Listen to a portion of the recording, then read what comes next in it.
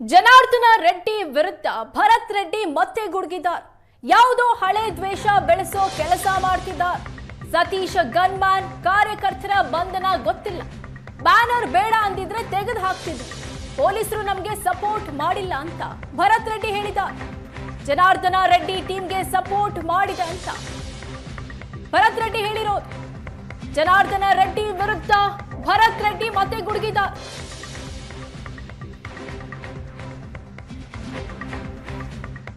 SP ಸರ್ಕಲಿಂದ Janardhana ಮನೆಯವರೆಗೂ ಅವನು ನೀವು ಒಂಥರ ಭದ್ರತೆ ಕೊಡೋ ರೀತಿಯಲ್ಲಿ ಕರ್ಕೊಂಬಂದರು. ಅವರು ಕರ್ಕೊಂಬರದೇ ಇದ್ದರೆ ಇಷ್ಟೆಲ್ಲ ಆಗ್ತಾ ಇದ್ದಿಲ್ಲ ಅಂತ ಸರ್. ನೋಡಿ, ಪೊಲೀಸರು ನಮ್ಮಕ್ಕಂದರೆ ಆ ಕಡೆ ಗುಂಪಿಗೆ ಸ್ವಲ್ಪ ಸಹಕಾರ ಮಾಡಿ ನಮ್ಮನ್ನೆಲ್ಲ ಚದುರಿಸಿರೋದು. DYSP ನಂದರೆಡ್ಡಿ ಅವರೇ ನನ್ನಲ್ಲಿ ಮನೆ ಹತ್ರನೇ ತಡೆದಿಟ್ಕೊಂಡು ನನ್ನ ಈ ಕಡೆ ಎಲ್ಲ ತೊಗೊಂಬಂದು ನಮ್ಮ ಹುಡುಗರನ್ನೆಲ್ಲ DYSP ನಂದರೆಡ್ಡಿ ಅವರು ಮತ್ತು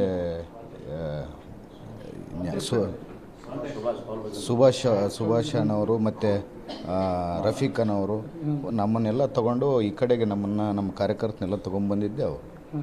ನನ್ನ ಪೊಲೀಸರು ನನ್ನ ಬಳ್ಳಾರಿಗೆ ಬರೋದೇ ಗೊತ್ತಿಲ್ಲ. ನಾನು ಇಮಿಡಿಯೇಟಾಗಿ ಬಳ್ಳಾರಿಯಲ್ಲಿ ಈ ಥರ ಇನ್ಸಿಡೆಂಟ್ ನಡೆದಿದೆ ಸಾಯಂಕಾಲ 5:30 ಅಂದಾಗ ನನ್ನ ಫ್ಯಾಮಿಲಿ ಜೊತೆಗೆ ಈ ನ್ಯೂ ಇಯರ್ಗೆ ಬೇರೆ ಕಡೆ ಇದ್ದೆ.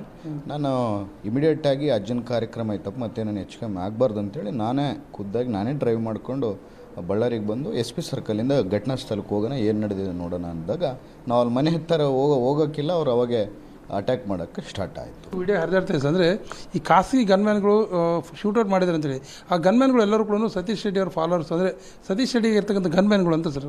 ಇಲ್ಲ, ಸತೀಶ್ ರೆಡ್ಡಿಗೆ ಗನ್ಮ್ಯಾನ್ಸ್ ಎಷ್ಟು ಮಂದಿ ಇದ್ದಾರೋ ಏನೋ ಅದ್ರ ಬಗ್ಗೆ ಮಾಹಿತಿ ಇಲ್ಲ. ಅದ್ರ ಬಗ್ಗೆ ನಾನು ತಿಳ್ಕೊಂಡು ನಿಮಗೆಲ್ಲ ಹೇಳ್ತೀನಿ. ನಿಮಗೆ ನಿಮ್ಮ ಕಾರ್ಯಕರ್ತರು ಫಸ್ಟಿಗೆ ಏನು ಮಾಹಿತಿ ನೀಡಿದೆ ಸರ್? ಯಾಕಂದರೆ ಏನು ಗೊತ್ತಾ, ಸಾಕಷ್ಟು ಗೊಂದಲಾಗ್ತಿದೆ. ಫಸ್ಟಿಗೆ ಅಂದರೆ ಬ್ಯಾನರ್ ಅವ್ರ ಮನೆಗೆ ಹೋಗ್ಬೇಕಾದ್ರೆ ಅಡ್ಡ ಹಾಕಿದ್ರು ಅಂತ ಒಂದು ಹೇಳ್ತಾರೆ ಸರ್.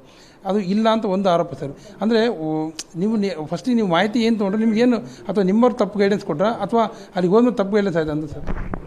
ನೋಡಿ, ನನ್ನ ಹತ್ರ ವೀಡಿಯೋಸ್ ಇದೆ. 2:30 ಏನೋ ಬಂದಿರೋ.